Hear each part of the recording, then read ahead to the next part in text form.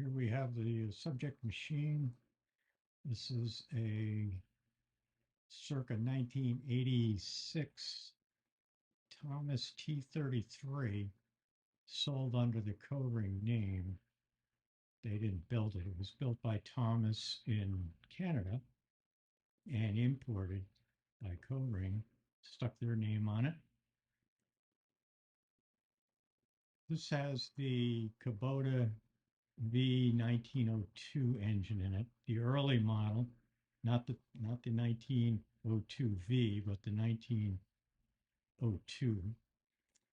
And what we have here is probably a blown head gasket. This machine has been, and maybe it's the 1902 in general, has been subject to overheating pretty regularly. The radiator's out, the water pump is out. There was some suspicion that that might have been causing this overheating problem, but the pump looks real good. Thermostat was probably not working either, and pretty much ready to take off the air intake, the injectors, the exhaust, and pull this head off. This head was off about 4 years ago for the same reason, basically, overheated and blew steam everywhere. There was water in the cylinders at that point, or coolant in the cylinders. So it has a history of having this problem. Fortunately, the head was not cracked, and it only needed to be machined 5/1000ths of an inch to get it perfectly flat again, which is probably less than the tolerances on it when it's made new. So there's a good chance it may just be a blown head gasket. It doesn't need to be resurfaced or anything. Of course, it's possible that it's cracked. The exhaust manifold's in rough shape. Somebody, before I got this machine, welded the exhaust system all together and made a real mess out of it. And then when it all rotted out, it was impossible to remove the system. When I got this machine, it's the first heavy equipment machine that I had bought. I didn't really know what I was looking at. This thing probably had every problem known to a skid steer. Uh, Oil was leaking out of everything. It had solid foam-filled tires on it. I don't know if you're familiar with them, but they weighed about 100 pounds each, it seemed. And the tires were shot. So, yeah, they don't go flat, but they basically rip to shreds, and you at some point have to deal with that 100 pounds of foam in each tire. So that was fun.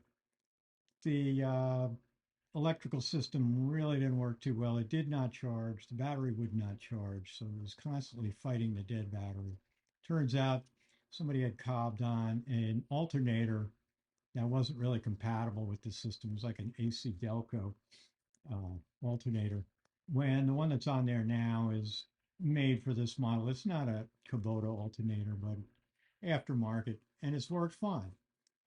It took me quite a while to go through the wiring diagram and make sure everything was connected correctly and get that all straightened out.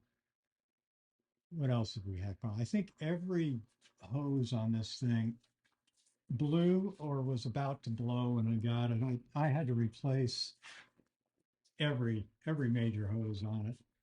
So they're all in really good shape right now. And it has these T30 133s have an issue with leaky oil seals, axle seals. And this one right here had to be replaced. It's about the worst job you can imagine doing on a skid steer. It is no picnic. And when we get the axle out, turns out the axle shaft has two keyways cut in it, but they're too close together, so they break between the keys. So you end up having this axle with a broken piece of metal between where the two keys go. And to replace that, they modified the design so you can't get the original design anymore. And in modifying the design, it was just the axle they changed. It's the final drive gear, in the final drive housing. So, you got to, it's thousands of bucks for one tire or one axle to fix. So, needless to say, I didn't spend the money on a machine this old. I just put the old one back in, pieced it all together, shoved it all back in, and it works. They're probably all broken. It seems to be a common issue with that design, just a bad design. The other bad design on this machine is the stress points for the pivots for the bucket and the boom arm. As you can see here, this thing's been welded a number of times. It's just not strong enough to resist the twisting action when you're, working in something with the bucket and you got one edge dug in and the other edge, loose, and you're twisting this whole boom mechanism. Pretty extreme. You can try not to do it, but it's almost impossible when you're working to know what the limits are. So these were cracked when I got it. This cylinder here, this tilt cylinder, blew its seal. The one on this side had been replaced by the prior owner, and he did put new hoses on that one. They're probably the only hoses I didn't have to change. Looking on the inside, it's missing most of the safety equipment that should be in here, and you probably can't see this. But the gear pump, which fairly modest gear pump on a machine that only has 1,300 lifting capacity, that was shot when I got it. It was spewing oil all over the place. Like I said, if I'd have known what I was looking at, it would have made a big difference in the off price I offered. But that's what you get when you're ignorant of what's going on. And all the hydro shields that protect you when you're in this thing are all missing. Somebody removed them. It's like the battery should be behind a shield. The gear pump is definitely behind a shield. The control valve that can't see because it's, let me bring a light around. Maybe we can get a better look at that. We're in fairly tight quarters here in the middle of winter. Can't really work on the machine outside when it's 0 out, so it gets a little bit indoor time. So there's the gear pump, which the rebuilt I got really wasn't that bad. I think this is I forget the brand, but down on the floor there, the control valve leaks from every one of the spools in there. There's a spool for each function. They were spewing hydraulic oil everywhere. It's pretty damp down there right now because there was a loose connection on one of the hoses. One of the rare problems with this machine to fix that didn't require buying something. It just took a couple of wrenches to tighten up the hose. But I still think even after sending the control valve back to the manufacturer, who the original manufacturer was acquired by another company, the Quality Control Corp. They are still in business. They took it back, rebuilt it, sent it back. Fairly minimal, a couple of $100 to fix it. Same with the gear pump. That's a rebuilt gear pump. I think it's an Eaton, and a couple of $100 back in business. I mean, when I was sitting in this thing running the machine, the day or two after I got it, couldn't figure out why my foot was on fire. Just that's what it felt like. Well, there was a crack in the front of the gear pump housing, and it was squirting hot hydraulic oil on the back of my work boot. And some of it was going inside, but I mean, not a safe situation because it's under such high pressure. You don't want to have direct exposure to any of this high pressure hydraulic lines. It does seem that the final drive's in pretty good shape. When I did the axle, I fixed the emergency brake on that side. Actually, it's not an emergency brake, it's just a parking brake. This thing could not stop you from, it can keep it from rolling away, but that's about it. So that was fixed. The bucket that came with it, this is a mounting system, is a proprietary Thomas mounting system. They called it quick attach, not to be confused with the universal quick attach that most machines have these days. This thing, nobody makes this. You have to have it custom made. So the original bucket bit the dust, and I found somebody that had the patterns to make the attachment mechanism. They made a bucket. They didn't overcharge me for it. I don't think, $1,000 or whatever it was. But the machine's no good without it, so you gotta pay whatever you gotta pay.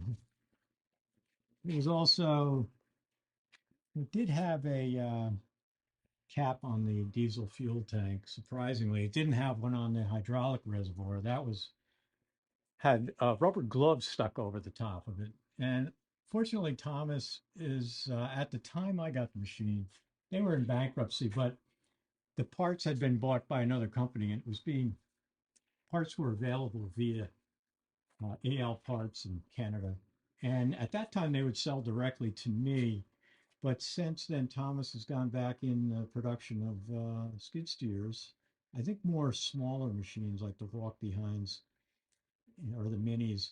And they will not sell directly to the consumer anymore. You have to go through a dealer, which the nearest one from here is an hour away. So that's a bit of a hassle. But you do what you got to do once again.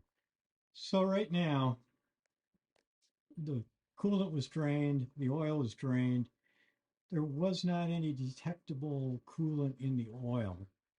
So that was a good sign. So like I say, it may indicate that the problems with the head may not really be that severe. It ran fine. I was able to start it up and pull it in here with no problem. Thing runs great. That's the one thing about it. If it weren't for this overheating issue, it also may be that the oil rate cooling reservoir or radiator here may need a little bit of a cleaning. I don't know. It doesn't look too bad. The fins are a little bent on the back. Could be blocking the airflow through the radiator. Radiator actually looks in decent shape. Uh, didn't see any problems with it. It had a leak a year or so ago because the bolt came out of the bottom of this oil cooler and it was rubbing against the bottom of the radiator and it wore a hole in one of the plugs that was on there. So you got to keep up on your maintenance. Missing bolts, all bolts are there for a reason. So you don't want to run the machine, missing any bolts if you can avoid it. I ran this thing. Mistake I made was running this thing when I was doing some work on probably the control valve. I didn't have the floor pan in the front back in. And if you run, I'm in a pretty woodsy area here, so I'm running through the woods with this thing. It it kicked up some pretty good sized sticks right into the cabin area and got twisted up in the hydraulic lines to the control valve. And we can actually probably see that. Probably did see it back here, but they didn't clean it out. And I've not tried to straighten them out. I figure if I touch them, they will probably break. So yeah, you can see it with that floor pan being out, it kicked up some sticks, good sized sticks, and twisted up in there. There's so much weight to this thing and so much torque those wheels have. You can't seriously run this thing without the protection on it. It'll just destroy itself. It's also pretty common. It's very rocky here. It's an old quarry that I can get rocks stuck between the wheels and the body of the machine. So they can get wedged in there so bad that it'll keep the thing from moving. And you can kind of see where things have scraped. So it's a bit of a learning opportunity when you buy your first machine and don't know what you're really getting into. But despite all that, got it for a decent price. Had to probably put almost that much money back into it to get everything repaired. It was probably, I don't regret the purchase because this thing has done the work of 10 men over the past, I've had it 6 years. It's just any of these, anything that gives you hydraulic lifting capability when you're involved in any kind of construction. And since I built my house back here in garage, I've not stopped building anything. So this thing has been put to work landscaping, lifting timbers. I do timber framing. So there's a bunch of stuff here waiting to be finished, and never an end of things to do.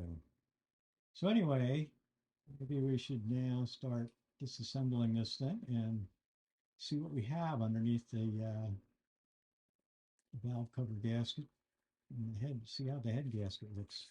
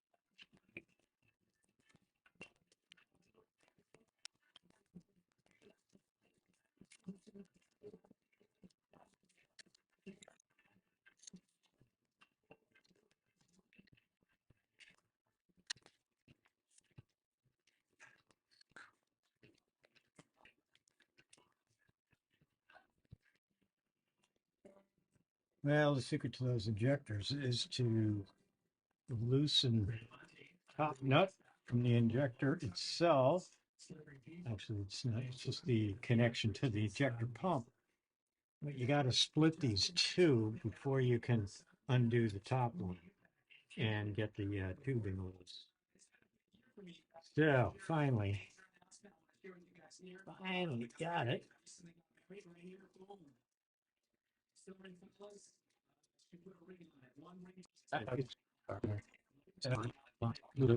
Like it.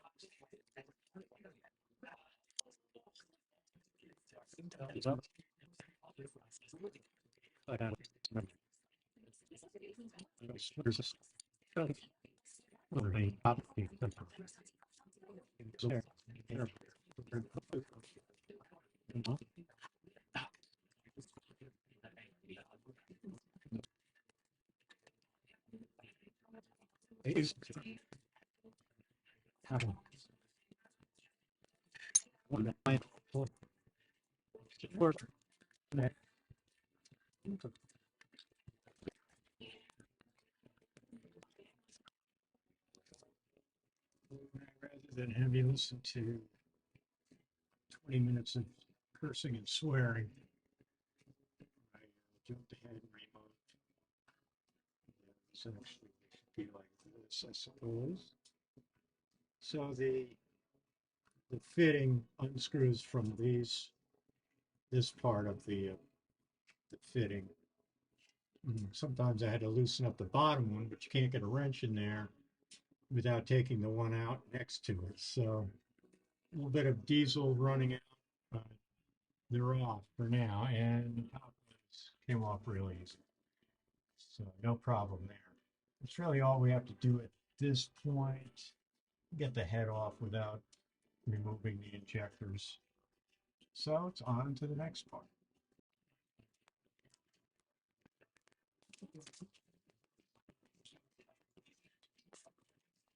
Yeah.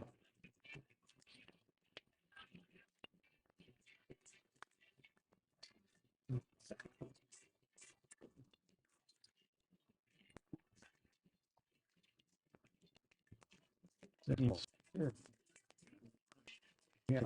So they're right there.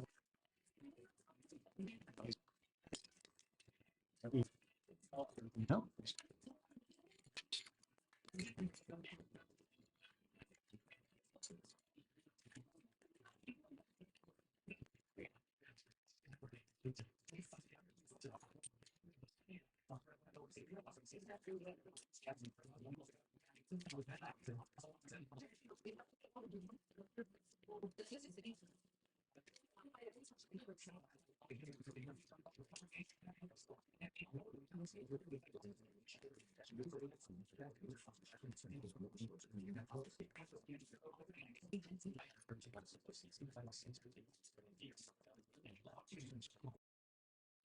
I just can't see it back there.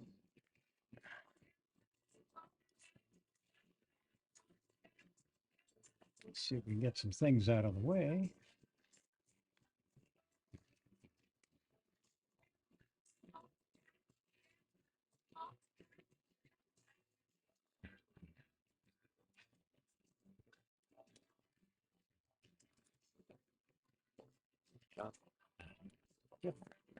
Like,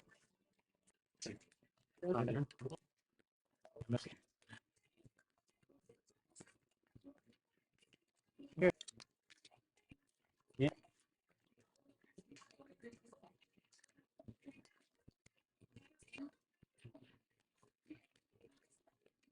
So, so here's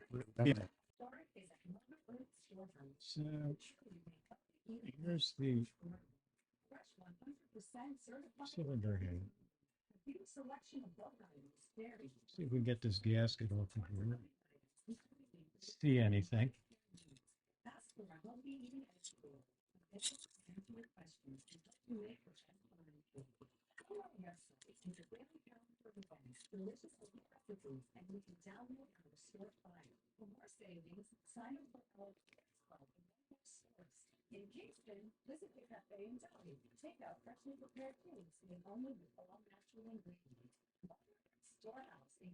Well, if this thing blew, I can't tell where.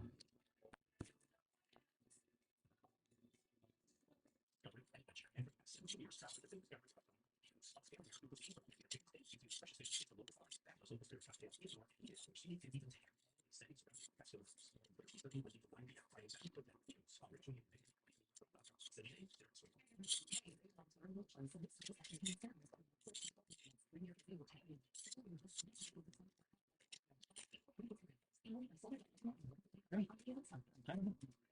Do some more investigating on this. Not obvious. Head check it out. Everything's good. We're back to go. So, wait for a little bit.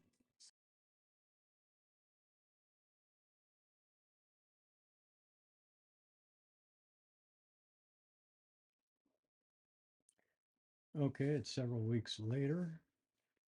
The head is back from the machine shop, and they were able to clean it up, get the warp out of it.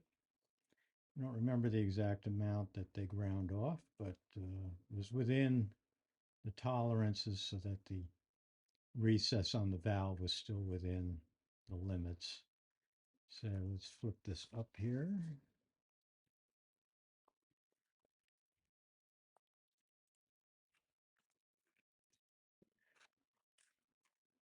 So on the bottom, they took it down to just enough to, you can see where the old marks are there from.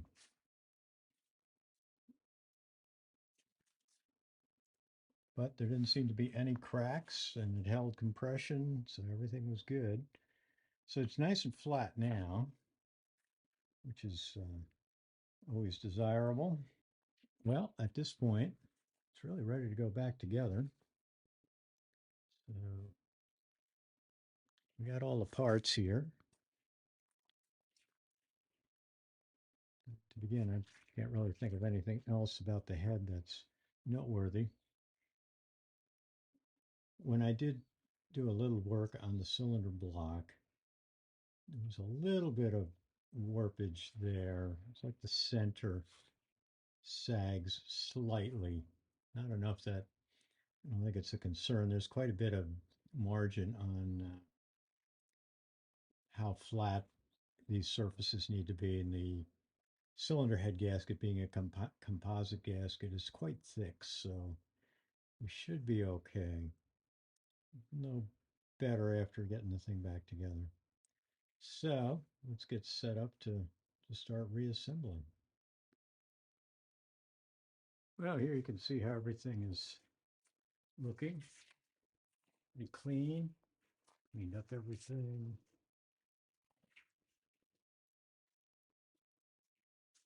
Rubber glove time.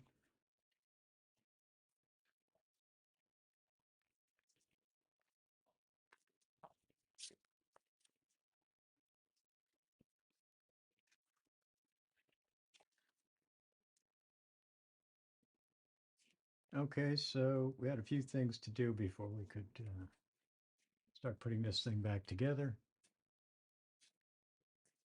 There were some grease fittings back there for the universal joint that I wanted to grease. I think it's a little easier to do it from here with nothing in the way. We also got the oil pressure gauge. Instead of the idiot light, I actually have a gauge that I'm putting in. The other silver cord there is for the water temperature gauge. So that's ready to go. So the head gasket is, like I said, a composite gasket, which is pretty thick. Should be fine. There's an O-ring that goes on here. I just got to find the right one. Several different ones in the kit.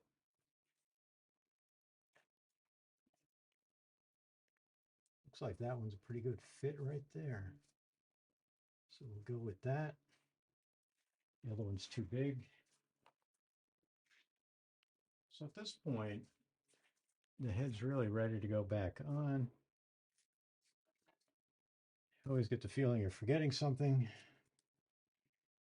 The lifters are all in. Everything there is good. I'm sure all 8 of them are there. Yep, they're all good to go. It's really the only thing that goes down inside. So I guess we're ready to put the head back on. Can't help but think I'm missing something.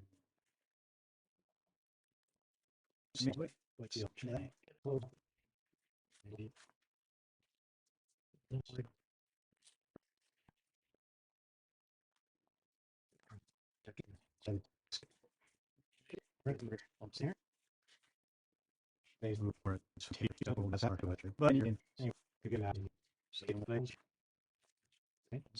the head bolts are the same length, so it should be pretty easy to not put one in the wrong spot. Same.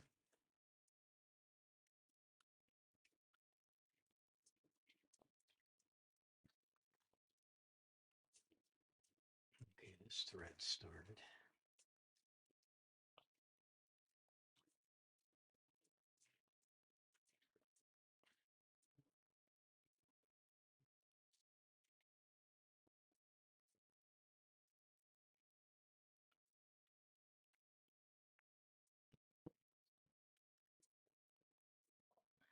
This one isn't one to line up.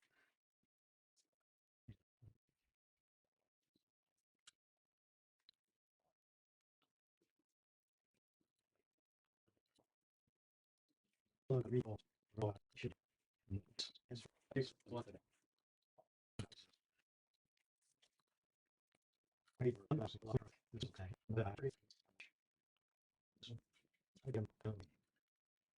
yes.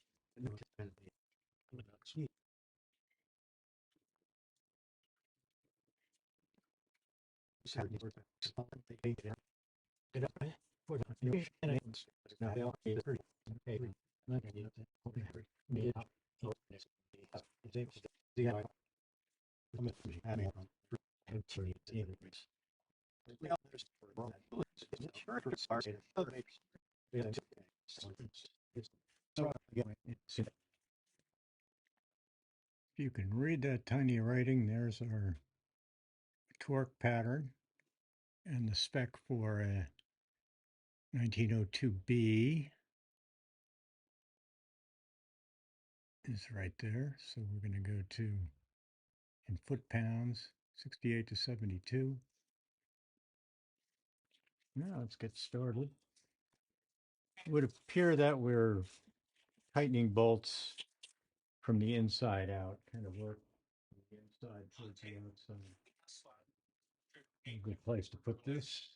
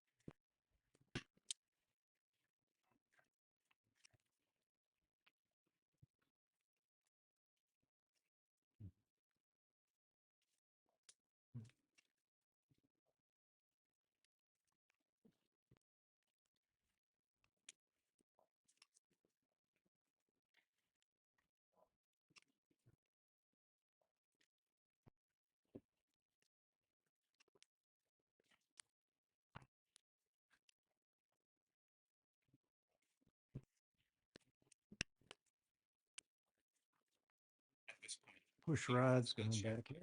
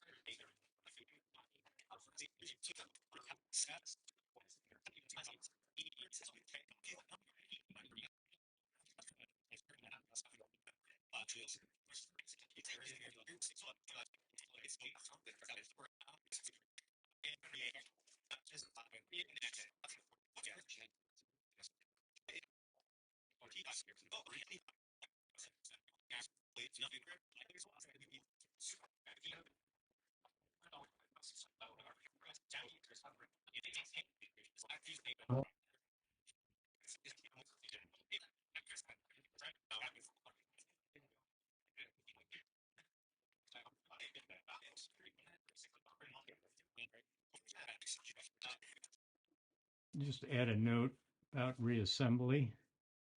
You want to put the glow plugs in before the air intake. Otherwise, you're going to end up, that thing's going to be in your way. And connect the wiring for the glow plugs, all that stuff. Then you got to put this on before you connect the injector lines. So this has got to be on your air intake manifold. Then when you do your your fuel lines, start at the back, work forward, put them on the injector pump first, but you got to work from the back to the front because you can't get a wrench on anything that's behind the front one. So you got to go from back to front so you can get the wrench on it. And it works best to have a very narrow, this wrench is too fat. The narrower the wrench, the better to get in there. They're very tight together and you got no room to work in there. It's bad enough with all this other stuff in the way. But if you start on the wrong end, you'll find in a hurry you're not going to be able to tighten down the nuts that hold the tubing into place. As you can see, I ran into a little problem. I had to undo some of the work and go back and reconnect these. Um, did things out of order. It's been months since this was torn apart, so it's easy to forget the sequence. And the books don't really, at least the ones I have, they weren't very good at saying, hey, you know, you can save time if you do it this way. It'd really be nice if these guys that write these service manuals would just give you hints about the best way to do things. It would save a lot of frustration when you get into something and you've done something out of order. So, just a complaint, but hopefully, if you're working on this particular engine and you're taking this stuff off, you might have the chance to watch this video before you get into it and do it the right way. So, we're just going to reconnect these fuel lines. I'll probably get the exhaust manifold on tonight, and that's probably going to be it for today. There's a problem with the water pump.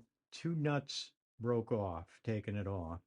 So they are stuck in there. That's always a fun job. I've got a couple of possible solutions to fix it. So we'll see. We'll see which one works. Hopefully one or the other will. And it'd be really nice if the first one works. So that's where I'm going to leave it for right now, but I'll keep working on the exhaust manifold.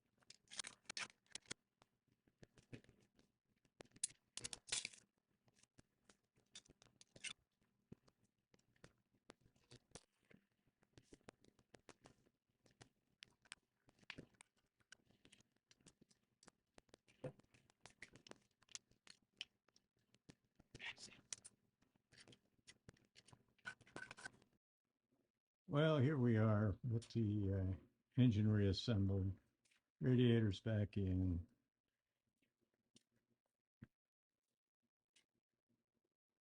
and everything appears to be reconnected. There were no leftover parts, which is always a good thing. A couple of things with this particular engine model that are worth noting, and I already covered some of these earlier, is that when dealing with these fuel injector lines here, start with the back, work to the front, particularly down here where they connect to the pump. I don't know if I can focus on that, but you really, the way that they're in there, start from the back, work to the front. Another tip that I wish I had known of when I started this, or if I'd been paying more attention when I took the engine apart, I would have remembered to do the exact reverse, putting it back together. But you want to have your glow plugs in. They're down between each cylinder there. Can't see them from here. But you want to put those in before you put the head back in. Also, you want to put in this piece that holds your the housing for the thermostat. You want to have that on because the bolts are way down.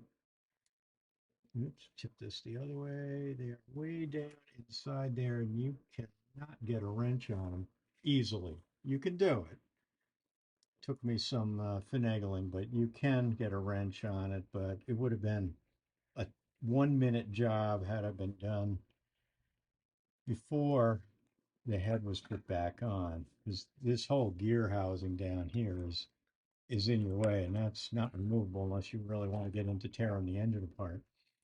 So do that while the head is off before you put it back on. You could put the injectors in and then just connect the fuel line, but you got good access to the injectors here, so it's not really that big a deal.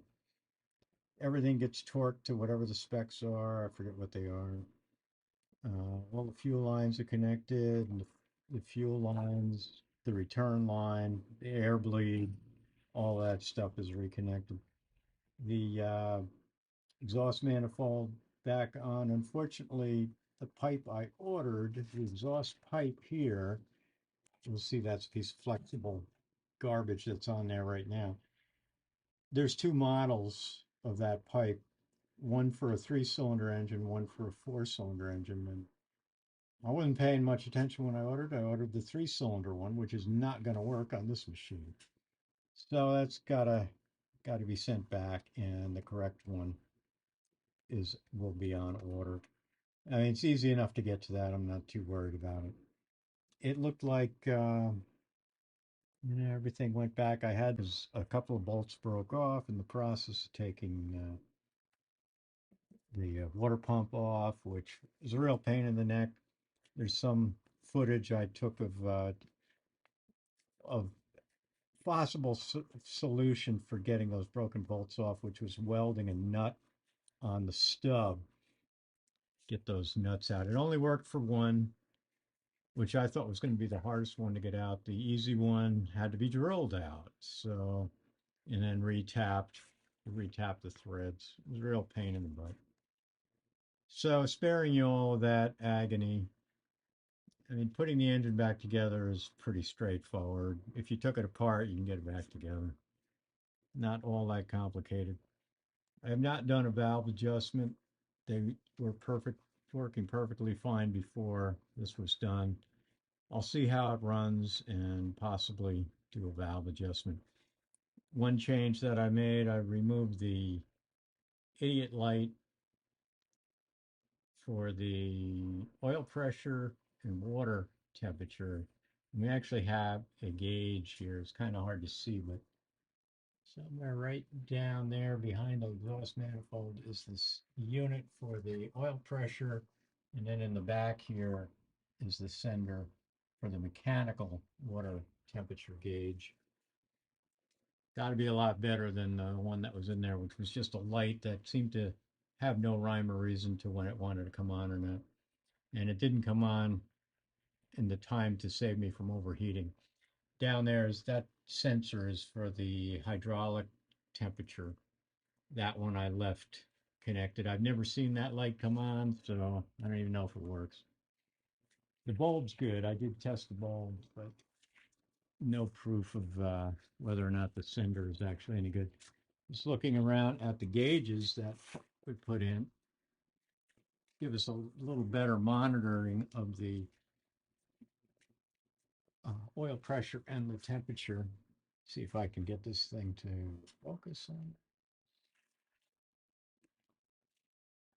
So they're kind of mounted on the side here. There's not a lot of free room inside the cab. Anybody that's had one of these kind of knows that, you have to allow for the swinging of the safety arm and the levers and everything. So finding a spot to mount the gauge was a little bit tricky. I would have put it up above at the roof line, except that the wires weren't long enough to reach. So kind of forced to go with this route. Anyway, we will at this point. She's ready to be started.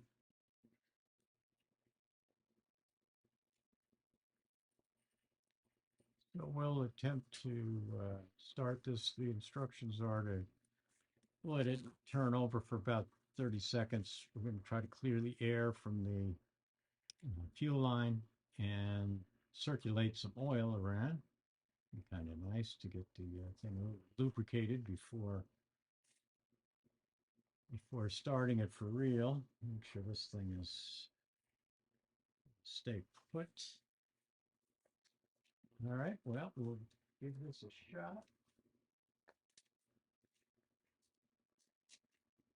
After churning for 30 seconds, I should be able to attempt to start it. If that's the case, I'll open the garage door first. Well, here we are once again, trying to get this engine restarted after the rebuild. Yesterday, we were able to get it. Did get it to sputter, but it just wouldn't stay running. And the battery wore down. So I was kind of forced to leave it at that.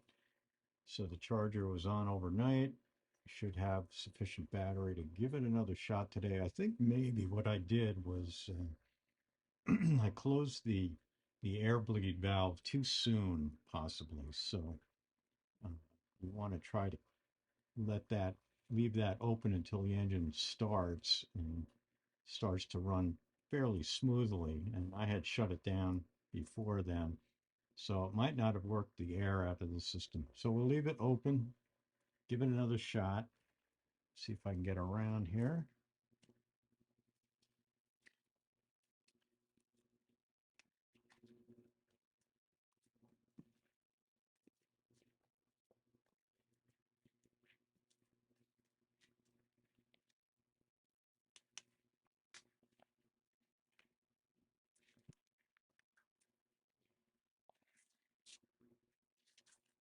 Always fun clicking in the machine.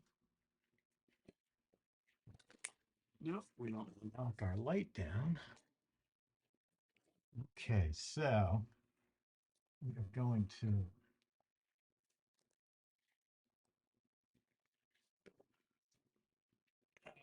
disconnect the battery charger. Well, first what we'll do is warm up the glow plugs. See what we have happen here. That engine preheat should start to glow. We want to see that glowing red in there. And you're starting to warm up. Looks very nice. So the glow plugs should be doing their thing in the engine. It's pretty much old tech. Most of the newer machines don't have anything quite like this. So that should be sufficient for the Folks have dropped the safety bar.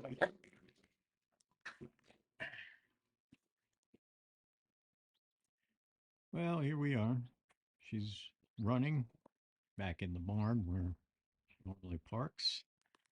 And most part, things look pretty good. We've got a little bit of fuel leaking on one of the injectors there, so it's going to have to be tightened. And had a little bit of an oil leak around the head uh, valve cover gasket, but that tightened up and that seems to have gone away. I don't see any water leaks anywhere, so it looks pretty good. Ran it up to temperature for about 10 minutes. After 30 minutes, have to retorque the head bolts in the same sequence and all that good stuff. So maybe when I'm doing that, I'll let it run a little bit longer. Luckily, the fuel leak is pretty small.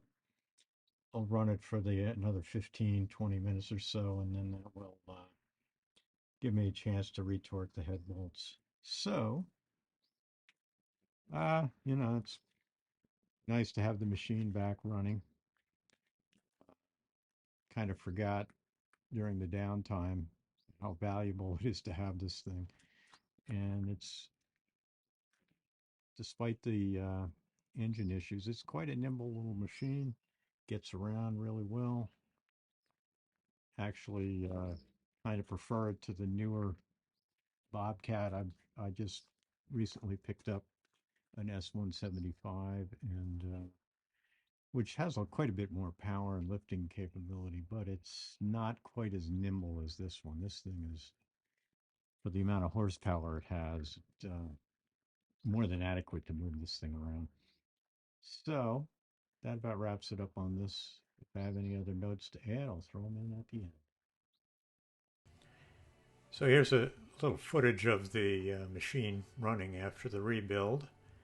And there was a couple of more things I had to do to the machine.